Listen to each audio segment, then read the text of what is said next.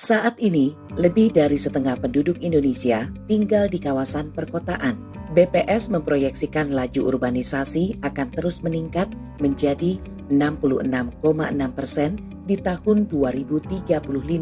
Permasalahan perkotaan seperti banjir tahunan, kemacetan, pemukiman kumuh, penyebaran penyakit menular, dan permasalahan kota lainnya kerap kali ditemui sebagai salah satu akibat dari meningkatnya jumlah penduduk yang potensinya belum termanfaatkan dengan baik. Tujuan pembangunan berkelanjutan atau TPB adalah agenda pembangunan global yang disepakati di Sidang Umum PBB pada tahun 2015 dengan prinsip universal, integrasi, dan inklusif atau no one left behind. Agenda ini terdiri dari 17 tujuan, 169 target, dan 241 indikator yang diharapkan tercapai pada tahun 2030. Tercapainya TPB diharapkan dapat mengakhiri kemiskinan dan mewujudkan masa depan masyarakat serta kota-kota yang sejahtera, inklusif, tangguh, dan berkelanjutan. Sebagai anggota PBB, Indonesia berkomitmen untuk mencapai tujuan dan target TPB. Bentuk komitmen tersebut berupa penerbitan Peraturan Presiden Nomor 59 Tahun 2017 yang mengatur pemerintah pusat dan daerah untuk menyusun rencana aksi daerah TPB sebagai panduan untuk merencanakan program kegiatan untuk mencapai target TPB. Rencana aksi nasional maupun daerah dijalankan dengan mengacu kepada peta jalan TPB serta kelembagaan seperti Tim Koordinasi Nasional dan Sekretariat SDGs atau TPB. Dengan target pencapaian TPB di tahun 2030, ini berarti kita hanya punya waktu 10 tahun lagi untuk dapat mempercepat upaya yang kita lakukan, yang dikampanyekan melalui Decade of Action. Untuk itu, kita perlu membangun kemitraan dan memperluas jejaring menuju kota yang berkelanjutan. Sejak awal tahun 2020, pandemi COVID-19 menjadi tantangan bagi semua pemerintah daerah.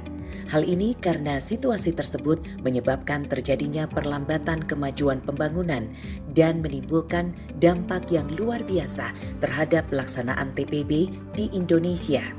Pemerintah Indonesia dengan cepat merespon dampak pandemi melalui kebijakan yang mengarahkan pemerintah daerah untuk menyesuaikan strategi dalam rencana pembangunan daerah serta merealokasi anggaran belanja. Sejak pertama kali diinisiasi pada 25 Mei 2000, APEKSI terus berupaya untuk memfasilitasi anggotanya yang sekarang berjumlah 98 pemerintah kota dalam melaksanakan otonomi daerah dan menciptakan iklim yang kondusif bagi pembentukan kerjasama antara pemerintah daerah yang tentunya menjadi bagian dari kontribusi APEKSI terhadap pencapaian TPB.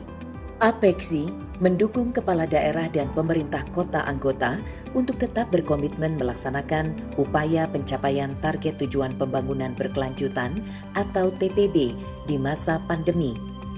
Upaya ini antara lain dilakukan APEKSI melalui advokasi, peningkatan kapasitas, kerjasama daerah, dan pengembangan inovasi. Berbagai program kegiatan yang dilaksanakan sebagai implementasi program tahunan sekaligus merespon kondisi pandemi COVID-19 dan mengakselerasi pencapaian TPB tersebut antara lain, APEKSI bekerjasama dengan UNESCO mengadakan seminar daring dengan tema Melindungi Hak-Hak Penyandang Disabilitas di Masa Pandemi COVID-19 yang dihadiri pemerintah kota seluruh Indonesia, mitra APEKSI, termasuk organisasi penyandang disabilitas. Banyak upaya yang dilakukan pemerintah kota dalam menghadapi pandemi kepada para penyandang disabilitas, antara lain adalah program jaring pengaman sosial atau Si Jamal untuk warga penyandang disabilitas yang terdampak COVID-19 di Kota Kediri.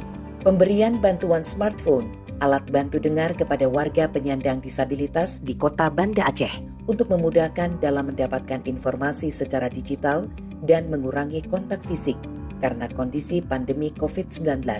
Asesmen penerimaan peserta didik baru atau PPDB tahun 2020 di kantor UPT Pusat Layanan Disabilitas dan Pendidikan Inklusif Kota Surakarta. Ujian asesmen tersebut diikuti 90 anak berkebutuhan khusus di 61 sekolah dan dilaksanakan dalam masa pandemi COVID-19.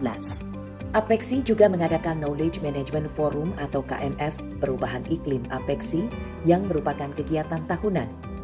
Di tahun 2020, KMF dilaksanakan 2 kali, baik yang terselenggara atas kerjasama dengan ICLEI Indonesia dan WWF Indonesia, maupun dilakukan secara mandiri. KMF menjadi wadah untuk berbagi pengalaman antar kota, merumuskan rekomendasi dan berdialog dengan pemerintah terkait kebijakan dan aksi perubahan iklim, kota berkelanjutan, dan mewujudkan sanitasi yang baik yang selaras dengan tujuan 11, 12, dan 13. Serta bersama UCLG Aspak mengadakan forum virtual yang membahas isu lintas sektor seperti ketahanan pangan, penanganan kekerasan berbasis gender, penanganan limbah medis, dan tata kelola data selama pandemi. Anggota-anggota Apexi tidak berhenti berinovasi di tengah ketidakpastian selama masa pandemik dalam rangka memberikan pelayanan prima bagi masyarakat. Contohnya, Kota Tangerang memberikan pelayanan maksimal kepada warganya melalui aplikasi Sirona, Sigacor, Sidata, dan Aman Bersama. Aplikasi ini bertujuan untuk mempermudah warga Kota Tangerang dan meminimalisir kerumunan yang menyebabkan terjadinya penyebaran COVID-19. Kota Yogyakarta dengan program Gogrok COVID-19 atau Gotong Royong Ketahanan Masyarakat menghadapi wabah COVID-19. Kegiatan yang dilakukan Gogrok COVID-19 antara lain penyemprotan disinfektan di area umum, pembagian masker, pembagian sembako, dan pembentukan relawan mengajar di masing-masing RW. Di Indonesia bagian timur, pemerintah Kota Parepare menawarkan konsep kepariwisataan yang mengedepankan protokol kesehatan secara ketat dengan melibatkan Satgas Pariwisata di objek wisata Salo Karajai. Apabila diterapkan secara meluas, berbagai praktik baik tersebut bukan hanya dapat meminimalisir dampak COVID-19, tetapi juga berkontribusi terhadap pelaksanaan PBB yang efektif di daerah.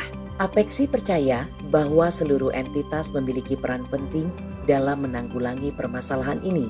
Dengan begitu, kolaborasi dan koordinasi antara instansi pemerintah, sektor swasta, institusi pendidikan, NGO, dan masyarakat menjadi kunci untuk menanggulangi dampak COVID-19 sekaligus mencapai TPB.